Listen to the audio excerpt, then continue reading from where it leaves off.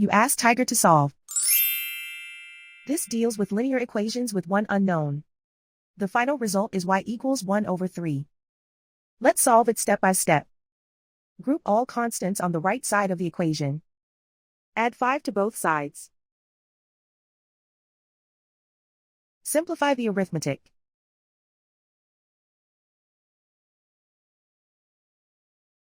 Isolate the y. Divide both sides by 42. Simplify the fraction. Find the greatest common factor of the numerator and denominator. Factor out and cancel the greatest common factor. And so the final result is y equals 1/3.